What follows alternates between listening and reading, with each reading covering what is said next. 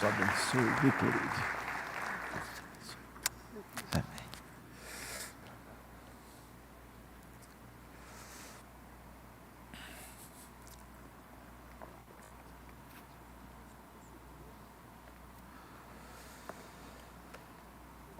Eu quero que você abra a tua Bíblia. Antes de abrir, eu tenho a alegria aqui de receber os queridos nossos da cidade de Sorriso, lá no Mato Grosso. O seu Sérgio está aí, como é bom vê-lo. Fique em pé um pouquinho. Queridos, estivemos no hospital orando pela vida dele, os médicos já meio desanimados. Está aqui o seu Sérgio, aí ó, viu, louvado seja o Senhor. Malica, Manuela está aí? Está aí, Manuela, que bom, viu, recebê-los, Deus os abençoe. E aos demais que nos visitam nessa noite, temos a alegria de recebê-los de braços abertos.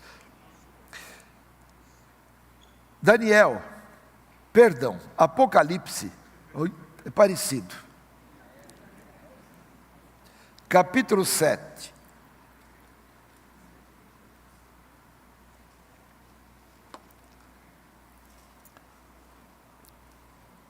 Nós vamos ficar em pé. Eu vou fazer essa leitura do verso 13 ao 17. Apocalipse 7, de 13 a 17. Preste atenção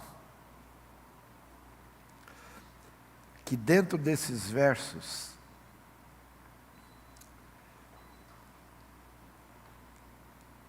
está sendo revelado o que nós vamos viver no céu.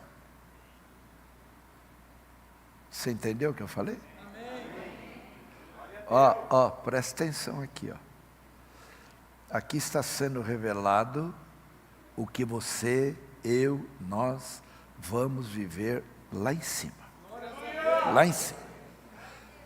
Isto aqui dar-se-á pós-arrebatamento. Então, por que ler? Eu quero criar em você desejo.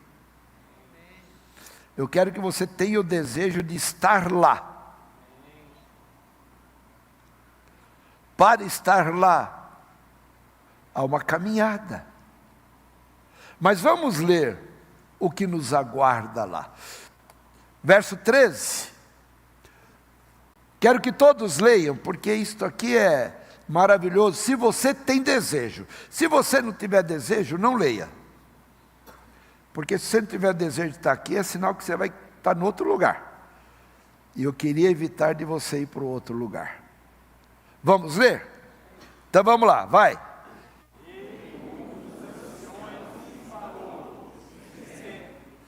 Estes que estão vestidos de vestes brancas, quem são e de onde vieram? Este foi um dos anjos perguntando ao apóstolo. Escuta, você sabe de onde vêm esses cujos vestidos estão brancos, purificados, sem mancha? Verso 14, e ele então responde, vamos ler. E eu disse-lhe, Senhor, tu sabes.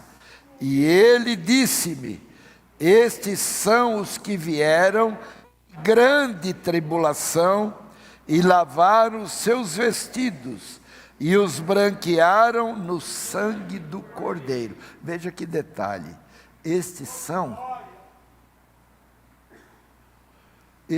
os que vieram não da grande tribulação. Estes são os que vieram de grande tribulação. É sinal, nós vamos ler um verso aqui, a palavra diz que importa, através de muitas tribulações, entrarmos no reino de Deus. Importa, isso quer dizer, não estamos livres não. Nós vamos E precisamos lutar para entrar no reino de Deus. Vamos ver a seguir o verso 16 ao 15. Vamos lá. Por isso,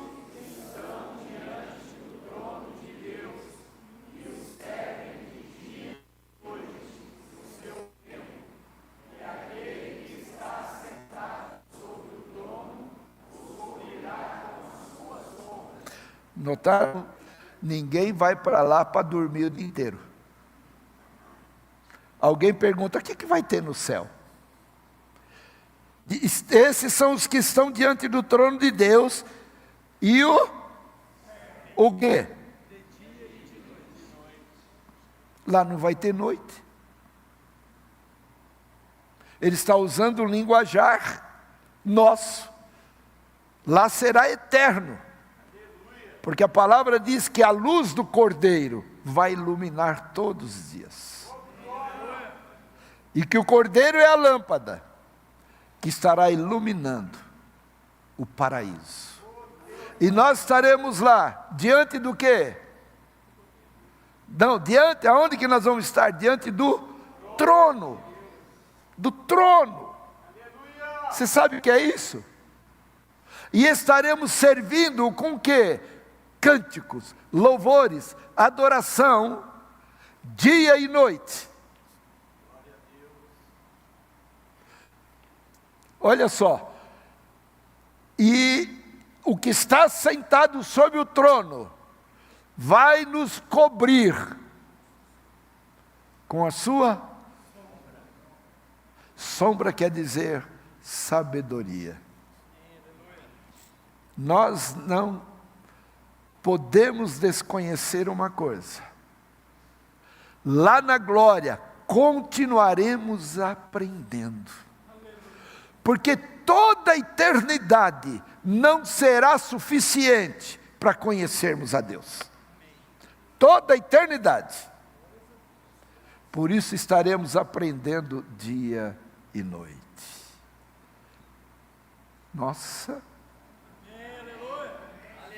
Eu creio que ninguém quer ser arrebatado. Creio que ninguém quer fazer parte da primeira ressurreição. Eu vou dizer para vocês: se vocês quiserem ficar, fiquem, eu vou. Tem um hino que diz assim: se tu chegares primeiro que eu, avisa que eu também chego lá. Havemos de encontrarmos além do Jordão, que alegria será. Vamos nos encontrar lá. E vamos fazer parte do coral. Vamos para seguir. Leiam. Nunca mais.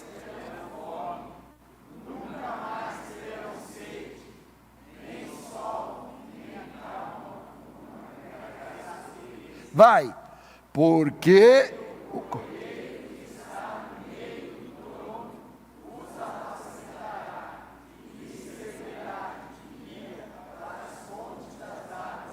olha agora.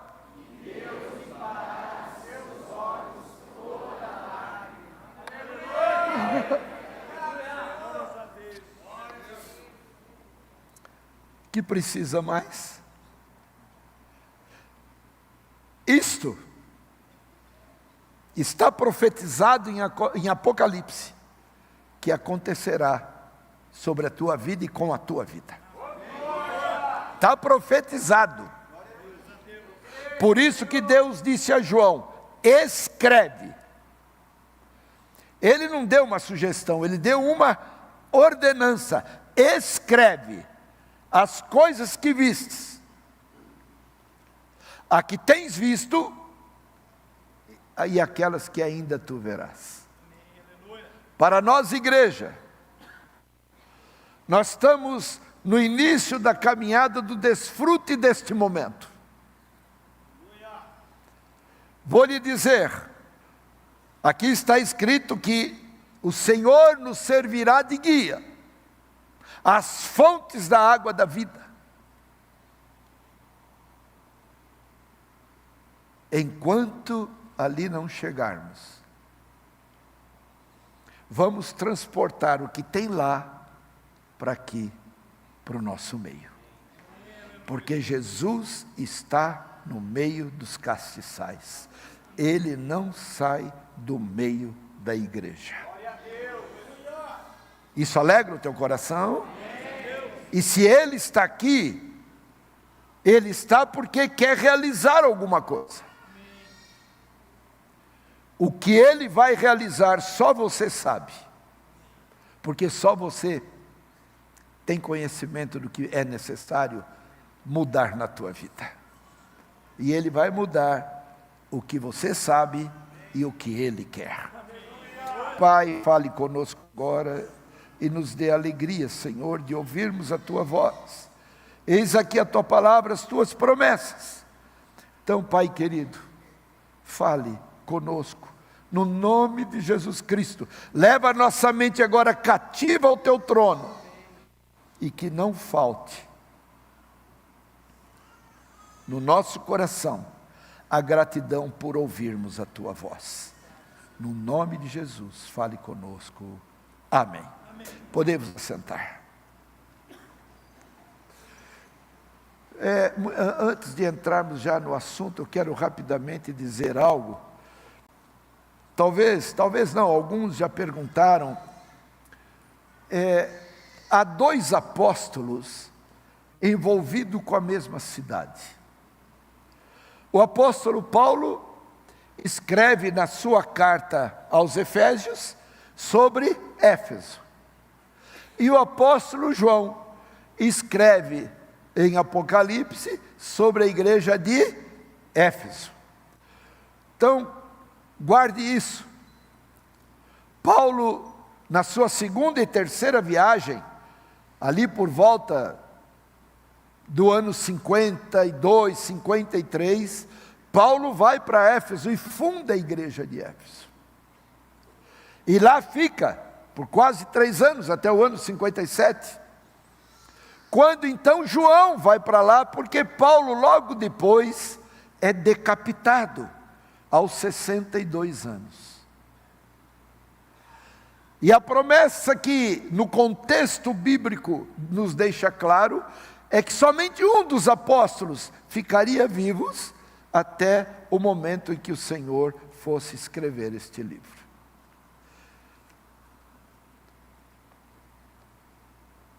Nesta ida para Éfeso, Paulo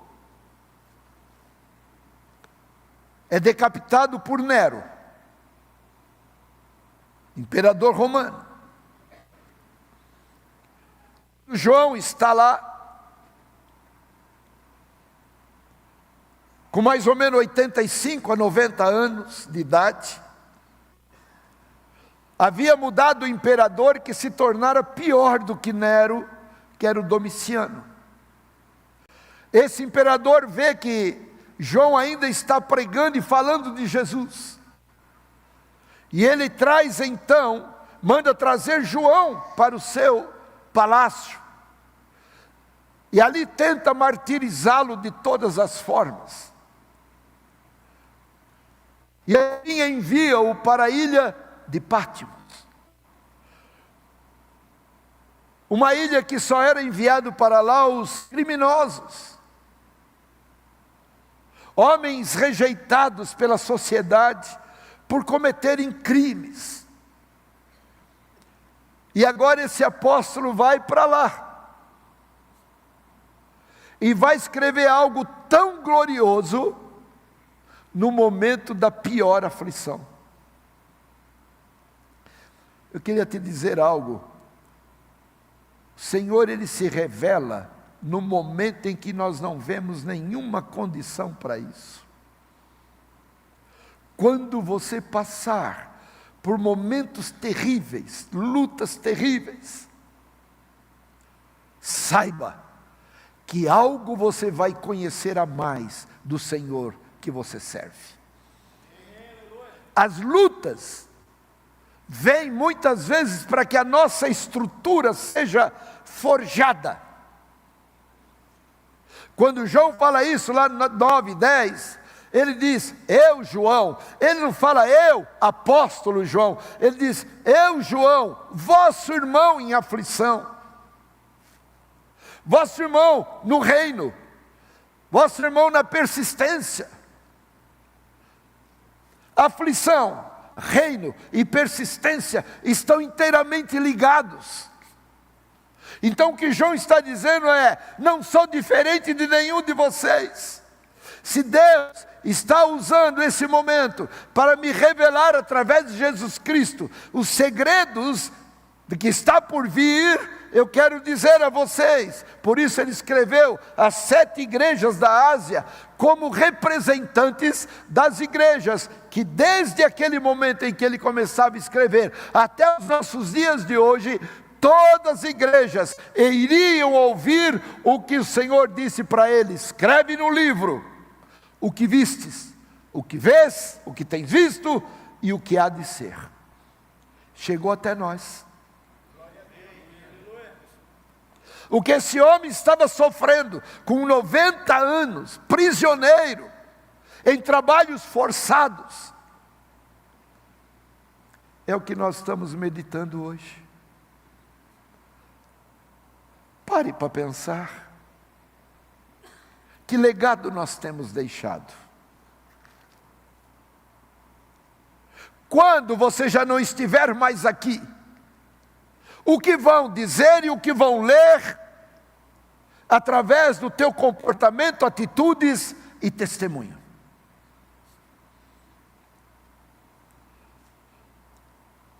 Talvez quando te olharem inerte, sem vida, alguém vai dizer o quê? Ainda bem que já foi. Já não aguentava mais. Ou alguém vai dizer, que legado, que aprendizado, que lição deixou para a minha vida. Pense nisso. Eu preciso saber o que os meus filhos vão falar de mim. Eu preciso saber e preciso compreender, enxergar e viver o que eu tenho deixado para eles. Eu preciso me preocupar, que legado eu vou deixar para a igreja?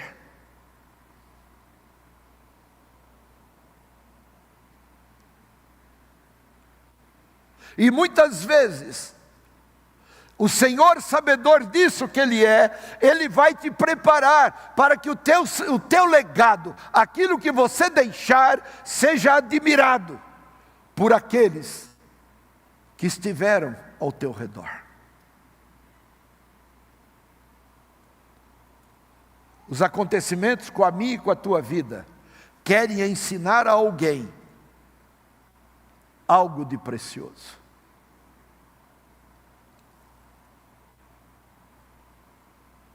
Esse apóstolo agora está chegando ao ápice do momento em que ele está vivendo.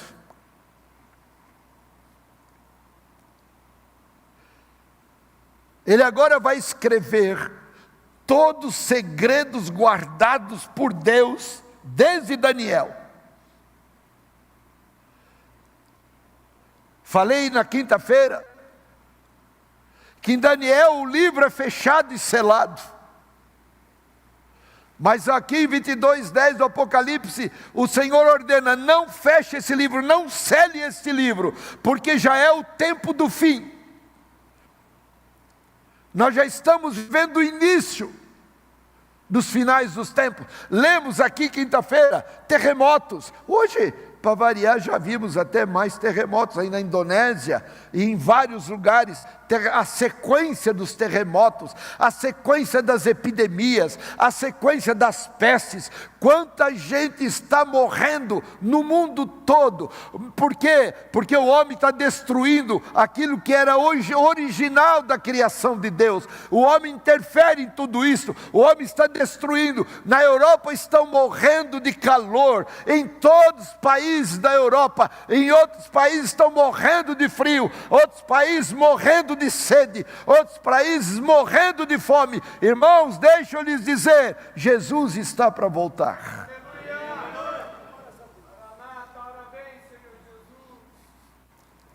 A angústia está tomando conta, as aflições, mas hoje eu quero trazer algumas das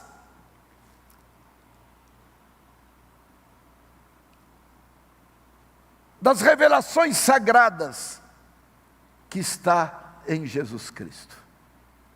Algumas características para você guardar.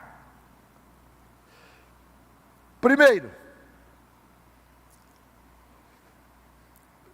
vamos ter agora a visão do Cordeiro. João vai nos relatar. Quem tem ouvidos? O quê? Dá para falar todos juntos? Quem tem ouvidos? Quem tem ouvidos, ouça o que o Espírito dirá à igreja.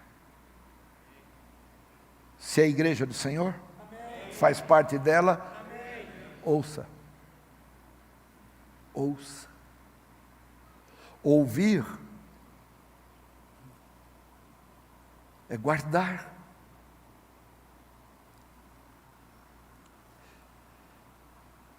Primeira característica está aqui no verso de número 13.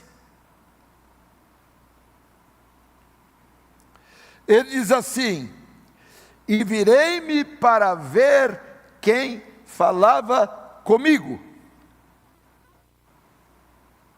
E virando-me, vi 7 castiçais de ouro. Agora no 14, vem a primeira característica do Cordeiro. Leiam. E no meio dos 7 castiçais, você abriu aí a Bíblia no capítulo 1? Gente, mas vocês não decoraram que tudo que eu estou falando está no 1?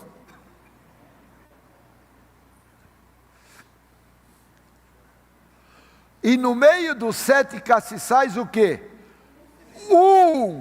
Semelhante ao quê? Eu quero falar sobre a primeira característica de Jesus Cristo. Filho do homem. Em Daniel, no capítulo 7, quero que você abra.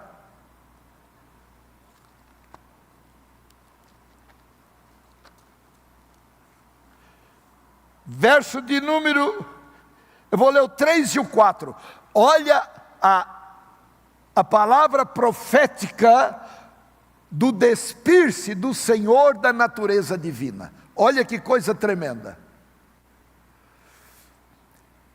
E 4 animais grandes, diferentes uns dos outros, subiam do mar. O primeiro era como o que Jesus é? Leão da onde? Da tribo de Judá. Então veja o que acontece com esse leão. Tinha asas de águia. Eu olhei, até que lhe foram o quê? Arrancadas as asas. Por quê? Este leão estava se despindo da capacidade de atingir áreas que só com as asas ele atinge, áreas celestiais. Quebram-lhe as asas, vamos ler a seguir. E ele foi levantado da terra e posto em como e foi-lhe dado um coração de a visão que Daniel teve. Olha a personificação simbólica de Jesus despindo-se da natureza divina. João 1, de 11 a 14, não precisa pôr aqui não. A palavra diz assim que Ele veio para o que eram os seus. Então, ele é despido da natureza divina e assume a natureza o quê? Humana. Por isso, filho do homem, quer dizer, relacionado à sua humanidade. Porque a palavra diz que, se alguém diz que Jesus não veio em carne, este é o anticristo. Porque muitos falam, mas ele era filho de Deus, ele suportou tudo porque era filho de Deus, porque ele tinha o poder do filho de Deus. Não, Jesus se tornou homem, veio para o que eram os seus, na voluntariedade dele, mas os seus receberam, a todos quantos o receberam, deu-lhes o poder de serem chamados o quê? Filhos de Deus, a saber, aos que creem no seu nome. Ele veio para esta terra. Em Hebreus diz que ele foi introduzido no mundo. E também Hebreus diz que se ele viesse nos nossos dias, nem sacerdote ele seria. Sabe por quê? Porque não conhecem essa característica do Senhor. Voluntário, se tornou homem. Eu conversava, não lembro com quem, Jesus chorou.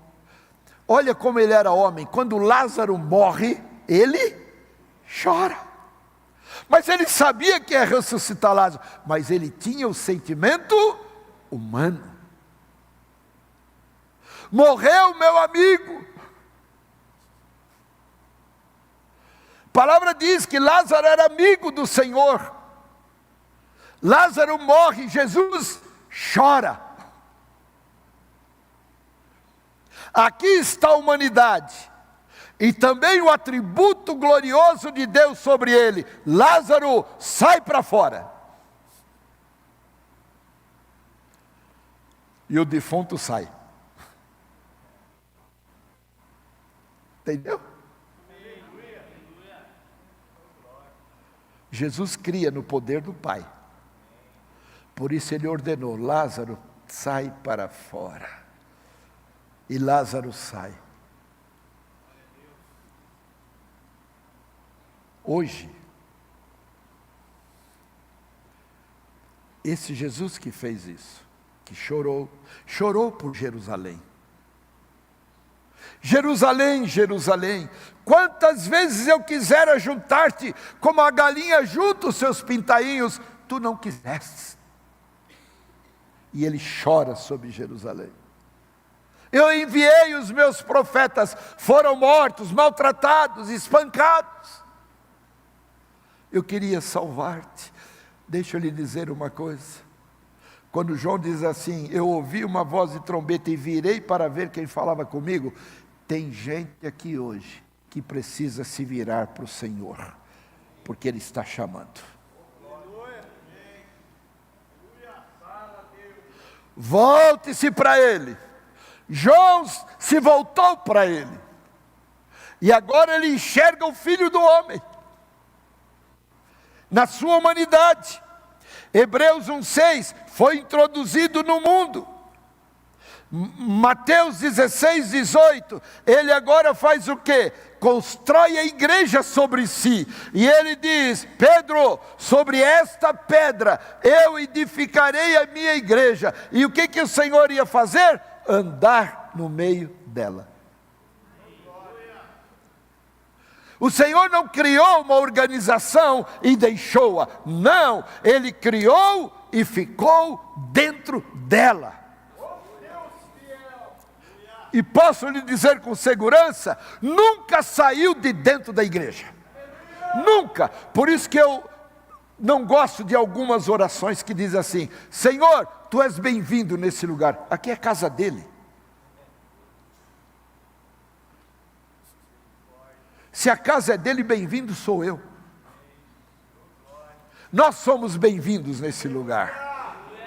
porque Ele determinou que aqui é casa de oração para todos os povos, e Ele não sai de casa. A hora que você entra, Ele está aqui para te atender.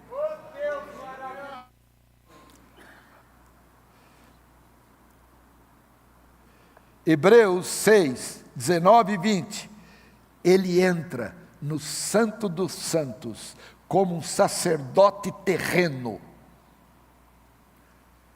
para realizar o sacrifício eterno. Ele não entrou no Santo dos Santos com sangue de animais, Ele entrou com seu próprio sangue. E quando Ele entra, Ele intercede por mim, Ele intercede por você, Ele intercede por nós. E nós olhamos nas orações do Senhor, Ele clamando pela minha vida e pela tua. Eu queria que você lembrasse disso. Quando Ele diz: Pai, guarda-os em teu nome. Pai, aqueles que tu me destes, guarda-os em teu nome. Pai, aonde eu estiver, eu quero que eles estejam comigo. Pai, não peço somente por esses que estão aqui comigo agora, mas eu peço por aqueles que pela Tua palavra hão de crer em mim. Nós estamos preservados por uma oração eterna, um sacrifício eterno. Nós não somos comprados por sangue de animais, nós fomos comprados pelo sangue do Filho de Deus, o Cordeiro eterno, que agora João olha e diz: eu estou vendo o Filho do homem.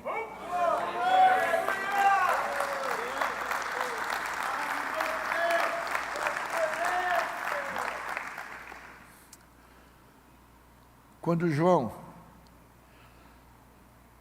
fala do castiçal, eu já falei, acho que foi quinta-feira, quando você entra há uma réplica do tabernáculo lá na cidade de Eilat, em Israel, que eu já falei que eu quero ir para lá levar vocês, quem quiser ir conosco, e a primeira cidade que eu quero eu talvez gostaria de fazer Jordânia, porque Jordânia se desce em Amã e vai descendo até o sul da Jordânia, que é o sul de Israel, porque o que limita a Jordânia de Israel, de um lado é o Mar Vermelho, vem o monte, vem todas as cidades, depois a Jordânia. Então, descendo de Amã para o sul da Jordânia, lá na última cidade, tem a passagem da Jordânia para Israel, que a gente faz a pé, com as malas, levando as malas. E ali nós entramos na cidade de Eilat, aonde tem o Mar Vermelho. E lá na cidade de Eilat tem a réplica original do tabernáculo. Então, quando você entra no tabernáculo, o castiçal, que o Senhor está dizendo aqui no verso 20, que é a igreja, ele está do lado esquerdo. Do lado direito, a mesa dos pães da proposição, e entre os dois está o altar do incenso para entrar no Santo dos Santos. Você entra, o castiçal, que vai ter as 7 lâmpadas, que nós vamos ver, eu vou correr hoje, não vai dar, só para falar do Filho do Homem, vai o resto da vida. Então, vamos ver o que nós podemos falar. O castiçal com as lâmpadas acesas, iluminava, e ele ficava de frente da mesa dos pães da proposição, que era o quê? Os pães que os sacerdotes comiam, enquanto cuidavam do serviço no santuário. E o altar do incenso, que é as orações, na frente do véu do Santo dos Santos.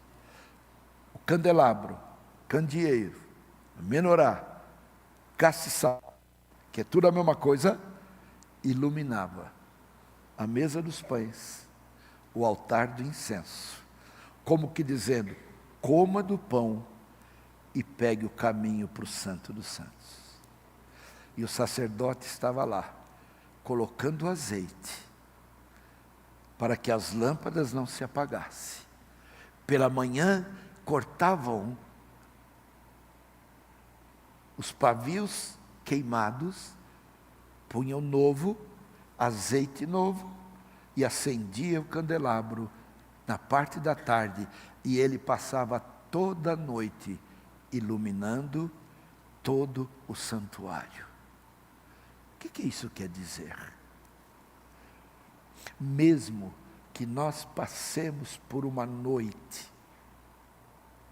não vai faltar luz. E o Senhor diz: eu sou a luz que veio ao mundo. Mostramos no candelabro, a parte central ali é o Senhor Jesus que sustenta todos os ramos, todos. E nós somos abastecidos pelo azeite do Espírito de Deus. Por isso a tua lâmpada não pode apagar. E a palavra diz em Provérbios que a lâmpada de Deus é a alma do homem. A tua lâmpada, a tua alma não pode apagar. Não pode faltar ali azeite. É esse que faltou às virgens imprudentes. Faltou o abastecimento. Se descuidaram. Dormiram, todas dormiram, mas a maioria dormiu descuidada. Mas a prudentes dormiu com o olho fechado e o outro aberto.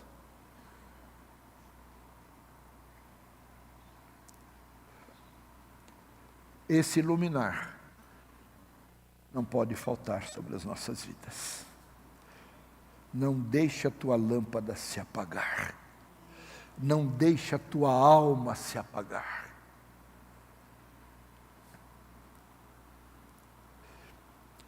Apocalipse 4:5, põe por favor.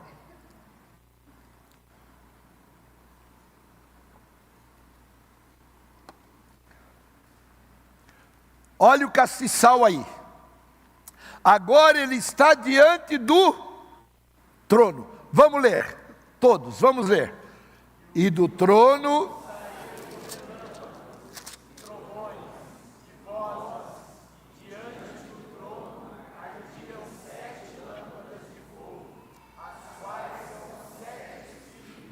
o que iluminava o santuário? As 7 atuações do Espírito de Deus. Ainda que esteja escrito 7 Espíritos, não. O Espírito é um só, com 7 atitudes. Ele se manifesta como fosse 7, porque cada um tem uma atribuição. Quando nós chegarmos na glória, nós vamos enxergar isto aqui.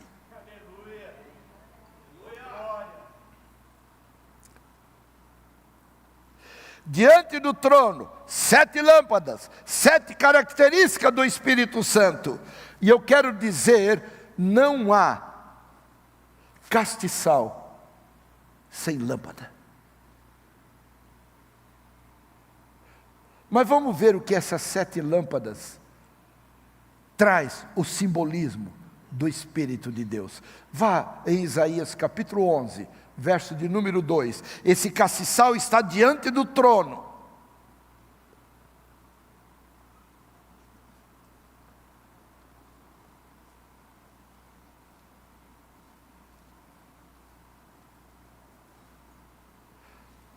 E olha que coisa impressionante.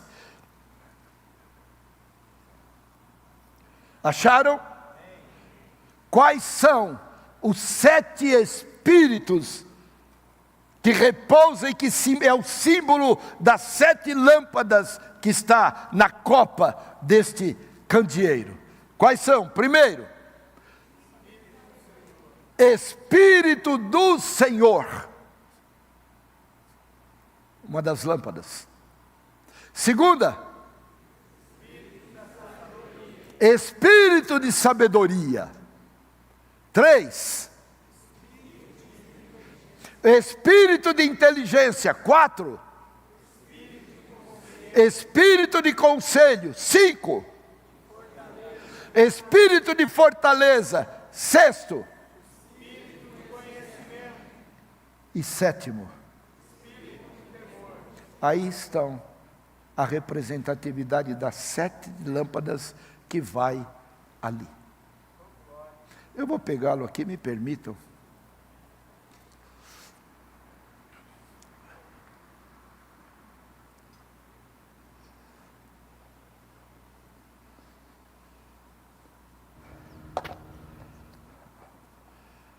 7 lâmpadas eram colocadas aqui. Quando o castiçal estava diante do trono saíam vozes, relâmpagos. Volte a Apocalipse um pouquinho, capítulo 4.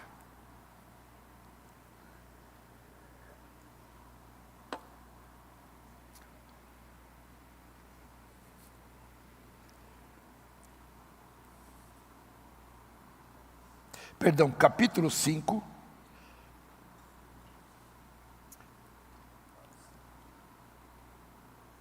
No verso 6.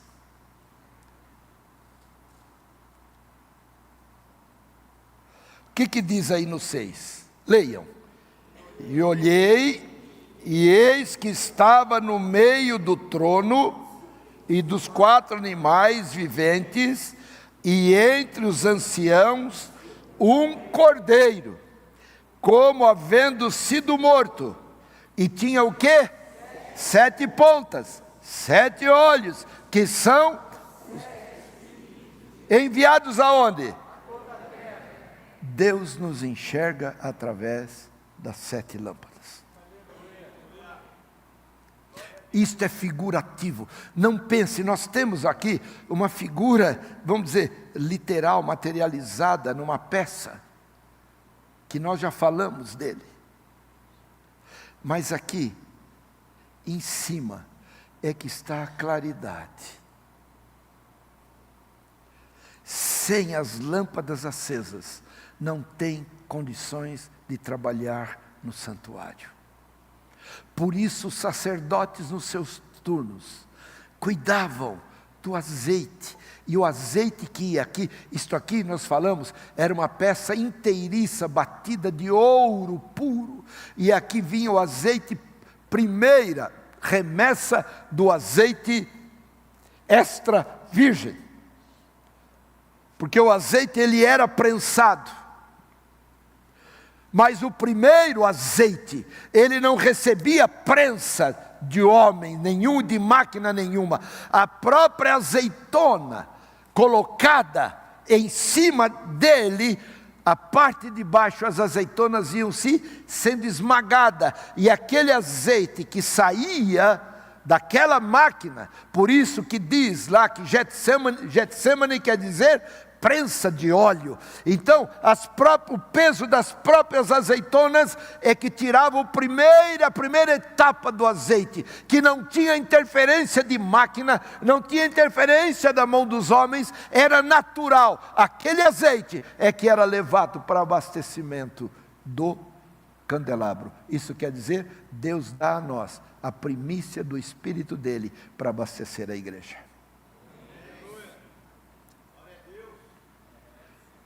O Espírito de Deus está aqui. Está aqui. É o que nós estamos vendo. Mas há um detalhe agora. Tudo isso nós estamos falando em relação ao Filho do Homem. Por que João viu ele? É porque a voluntariedade dele nos permitiu que ele fosse exprimido. E dele saiu o que de mais precioso há sobre as nossas vidas. Sabe o que é?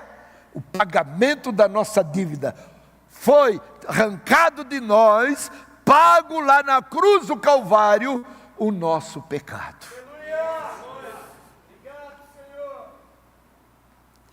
Mas há um detalhe, e eu devo encerrar com isso.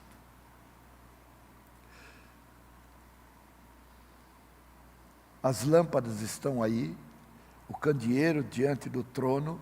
Agora volta um pouquinho, aqui no livro de Apocalipse, capítulo 2, verso de número 4 e 5.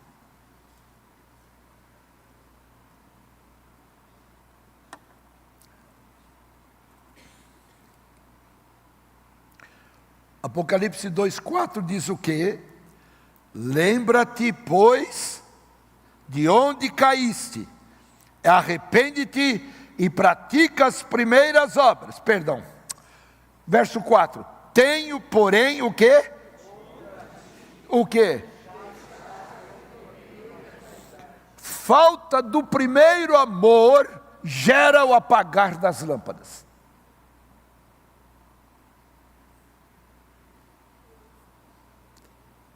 Veja, você pensa que a rotina de irmos à igreja quer dizer alguma coisa? Não. Quando você entra, você tem que saber que o Senhor está dizendo: tenho contra você que você tem deixado o teu primeiro amor. Lutas, dificuldades, não pode ofuscar o primeiro amor do Senhor na tua vida. E eu estou falando para todos nós. Não há justificativa para esmorecermos. Quando as lutas vêm, eu confio no Senhor, Ele me dá vitória, mas eu estou em pé.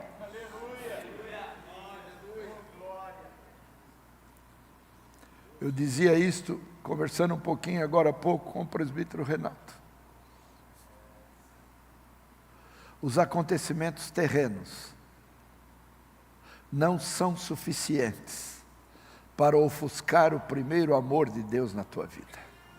Ou melhor, para ofuscar o teu primeiro amor para com Deus. A tendência nossa é, quando as lutas vêm, eu ficar desanimado e eu querer parar na minha caminhada. Eu faço uma pergunta aqui: quantos já viveram um momento em que médicos disse, não tem mais jeito? Tem alguém que já viveu? Levante as mãos, deixa eu ver. Que o médico chega a olhar e dizer, eu não sei. E você está aqui. Eu estou aqui. O médico fala, eu não entendo o que aconteceu.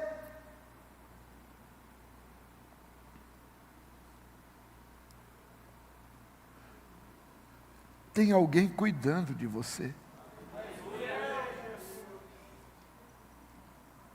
Tem alguém que olhou para você no pior momento da tua vida. Tem alguém que diz assim para nós, ainda que tua mãe e teu pai te desampararem, eu não te desampararei.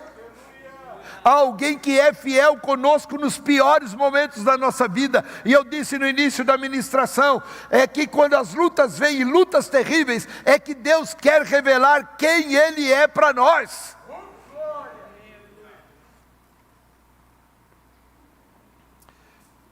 No verso 5 do capítulo 2 diz assim, lembra-te, pois, donde caíste e arrepende-te.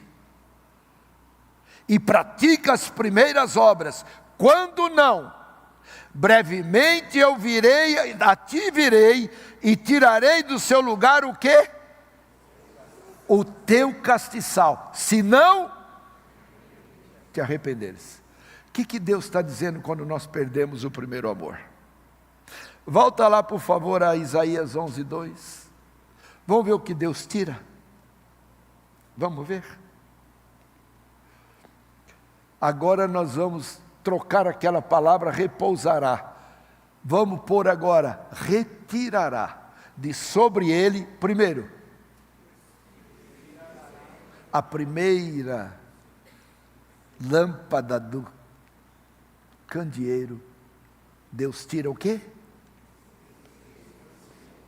Primeiro, o Senhor tira o Espírito do Senhor. Depois o Senhor tira o Espírito de sabedoria. Depois o Senhor tira o Espírito de inteligência. Depois o Senhor tira. Depois o Senhor tira. E depois o Senhor tira. E por último o Senhor tira. Se Ele tirar o castiçal da minha vida, Ele tira tudo. O Senhor não aceita que nós façamos a sua obra de qualquer forma, não. Nós temos que trabalhar por Ele, amando Ele. Por isso, se você não se arrepender, eu tiro do teu lugar, do seu lugar, o teu castiçal. Eu tiro a lâmpada, eu tiro os ramos, eu tiro a estrutura central, que é Jesus Cristo. Olha, você pode pecar, tropeçar, o Senhor é tão maravilhoso, que a misericórdia dele se manifesta, nos perdoa, mas agora não faça as coisas do Senhor com relaxo. Não faça.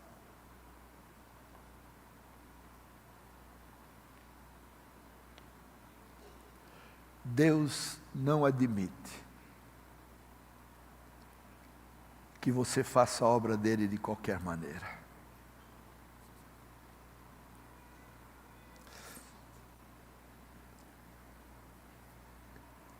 Eu encerro aqui.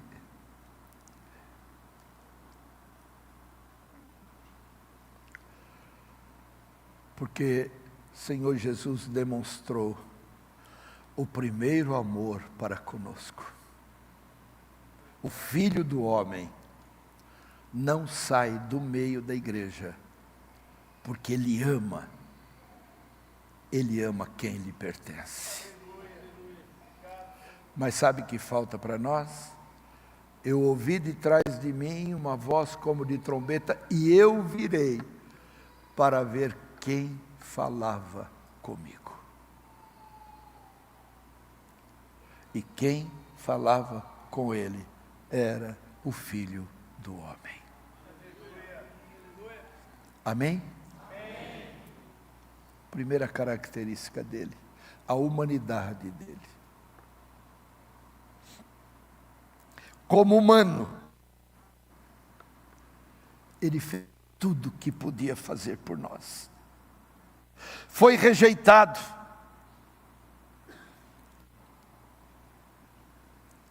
Foi espancado. Foi crucificado. Foi julgado. Foi injuriado. Mas a palavra diz que ele foi fiel até a morte. E morte de cruz.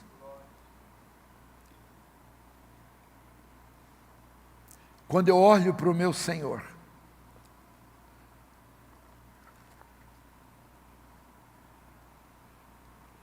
eu tenho que ser grato a Ele. Porque até aqui, você lembra desse verso? Até aqui,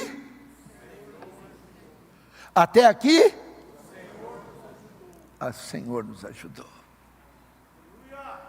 Ele investiu em você e não desiste de ter investido. Obrigado, Senhor. Que Deus te abençoe. Mas eu tenho uma pergunta a te fazer, para encerrar.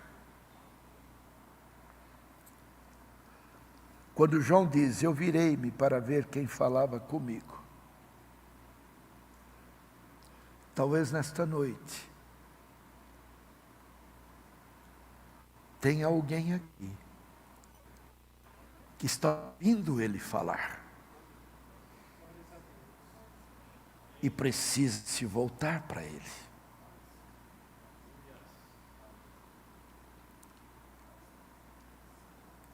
O Senhor Jesus está te propondo a salvação gerada na cruz do Calvário. Essa lâmpada central, o Espírito do Senhor,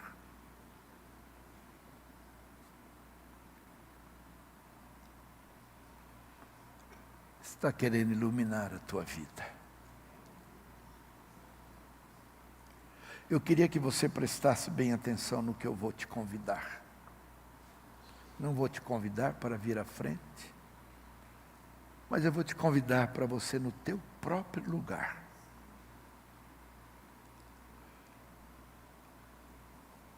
Fazer um diagnóstico teu agora. O que é que Deus já fez por você?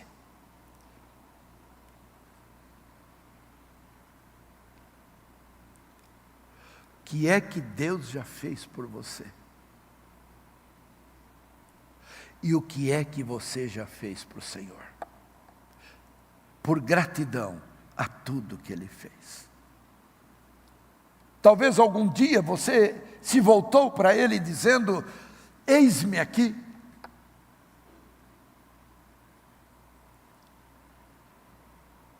Será que você já avaliou a tua vida e conseguiu enxergar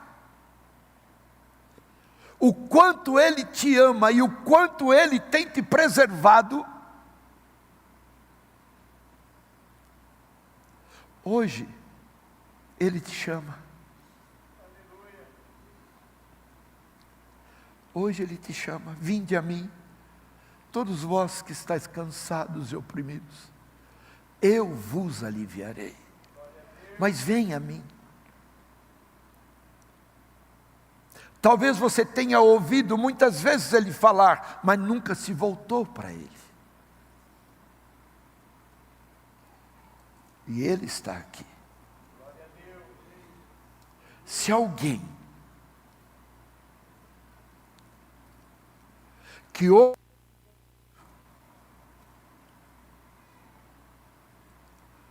e talvez nunca tenha dado tanta importância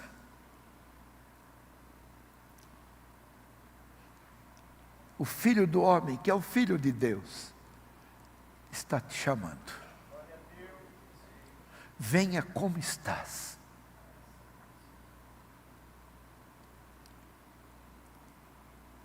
Olha o quanto Ele já fez por você e continua fazendo. E olha o que você já fez por Ele, se é que fez. E o que Ele quer que você faça é: Senhor, eis aqui o meu coração. Toma minha vida e me direciona em tudo quanto eu preciso. Tenho sofrido, passado por coisas duras, difíceis, mas eu quero ser abraçado por Ti.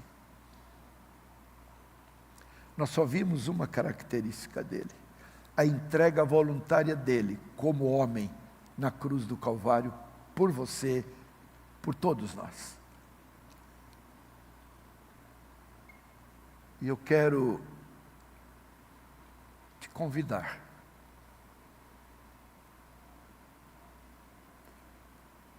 a alguém que sabe que Deus fez tanto por você e você quer fazer algo por Ele, entregando a tua vida. Eu te convido para você levantar uma das suas mãos, no teu lugar, no reconhecimento de que Ele tem feito tudo por você. Louvado seja o Senhor. Louvado seja o Senhor. Mais alguém? Mais alguém? Louvado seja o Senhor, louvado seja o Senhor. Eu vou pedir: louvado seja o Senhor. Eu vou pedir a você uma gentileza: fique em pé no teu lugar. Fique em pé no teu lugar.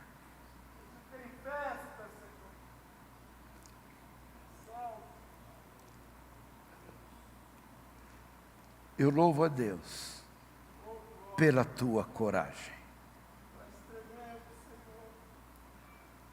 E peço que nesta noite o Senhor te abrace e que você sinta o calor do abraço dele. Que você possa dizer a Ele: Senhor, a minha vida é tua e eu a entrego totalmente nas tuas mãos.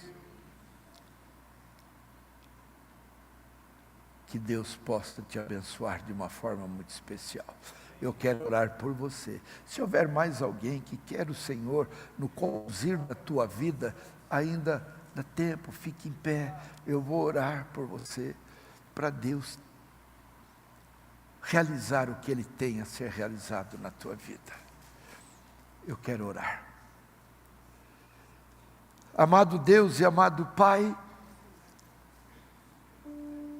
eu entrego estas vidas em tuas mãos. E eu te peço em nome de Jesus Cristo, que esses nomes estejam escritos no livro da vida do Cordeiro. E recebam nesta noite o teu abraço. Que a tua palavra possa ficar gravada no interior desses corações. E o teu nome unicamente seja glorificado nestas vidas. Pai, tome cada um deles na concha das tuas mãos e realize uma obra gloriosa sobre estas vidas e dentro delas. Faz algo novo nesta noite, que possam sair do teu santuário dizendo: eu ouvi a voz do meu Senhor e eu me virei para Ele. Assim a tua graça abundante, o teu perdão, a tua misericórdia, compaixão esteja sobre todos esses que se levantaram. Eu te peço agradecido, em nome de Jesus Cristo. Amém. Amém. Vamos ficar em pé.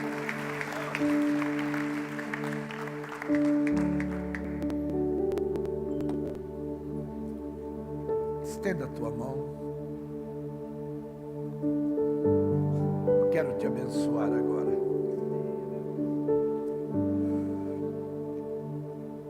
Que o Filho do Homem te abençoe e te guarde. Que Ele faça resplandecer o seu rosto sobre ti e tenha misericórdia de ti. Sobre ti Ele resplandeça o seu rosto e te dê a paz, hoje, por todo sempre. E com alegria nós dizemos amém. Amém, amados.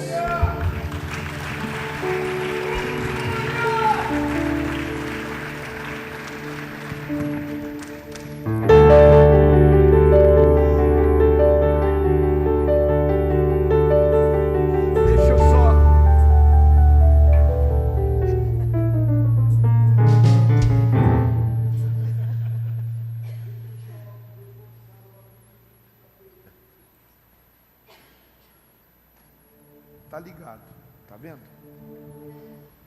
Já vem. Assessoria derruba governo, né?